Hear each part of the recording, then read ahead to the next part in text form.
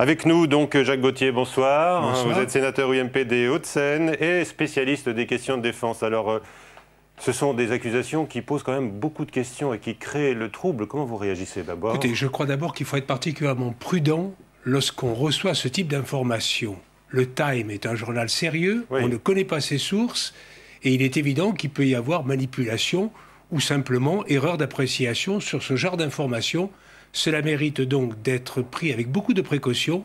Je remarque d'ailleurs que le gouvernement italien a démenti, et on le comprend. Ah bah que oui, on ne peut pas avouer, c'est inavouable. Hein. Le gouvernement français a émis des réserves, et on imagine mal réellement que cela se fasse de façon aussi importante dans ces conditions. Donc je crois qu'il faut être très très prudent et attendre d'en savoir un petit peu plus pour aller plus loin. Alors, pas dans ces conditions aussi importantes, dites-vous, mais ça se pratique. Effectivement, des sources de l'OTAN donnent crédit à ces pratiques qui ne concerneraient pas, dit-on, les forces britanniques et américaines.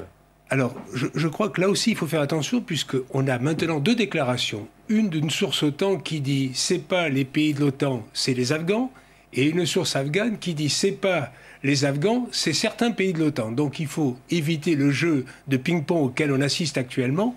Et c'est peut-être finalement l'objet de cette information. La question qu'on peut se poser, est-ce qu'il s'agit d'une manipulation des talibans?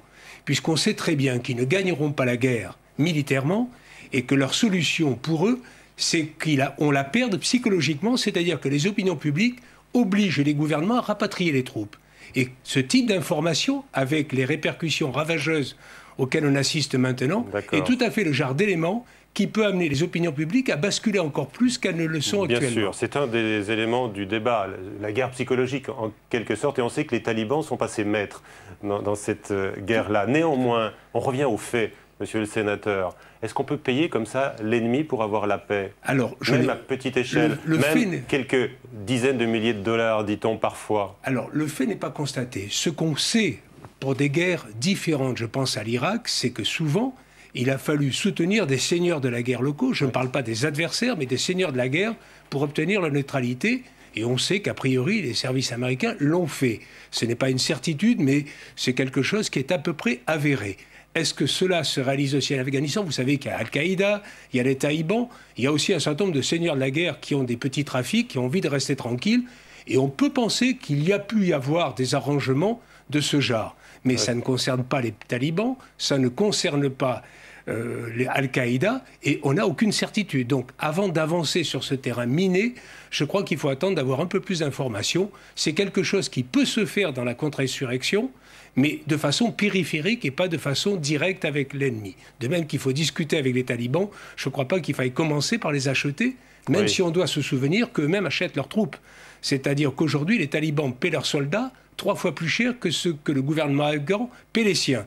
Donc on voit bien que l'argent intervient, mais aujourd'hui, il est beaucoup trop tôt pour tirer des conclusions de cette simple information. Est-ce que l'armée française est au-dessus de tout soupçon? Je le pense sincèrement. J'imagine mal que la France participe à ce genre d'opération. C'est pas trop...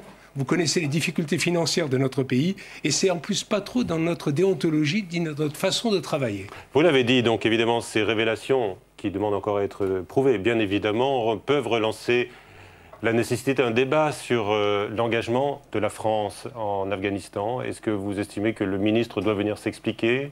Écoutez, vous savez qu'au niveau du Sénat, le président Larcher a décidé d'organiser très prochainement un déplacement en Afghanistan avec les présidents des groupes politiques pour se rendre sur place, constater au niveau militaire l'état de la situation et après organiser un débat au Sénat en séance publique, auquel participera bien entendu le ministre. J'ai vu qu'aujourd'hui, le président socialiste du groupe de l'Assemblée faisait une démarche analogue, mais le Sénat est en avance sur ce point et donc nous aurons, fin novembre, début décembre, un débat éclairé par la visite qu'organisera le président Larcher. Jacques Gauthier, vous avez dit les talibans savent qu'ils ne peuvent pas gagner la guerre.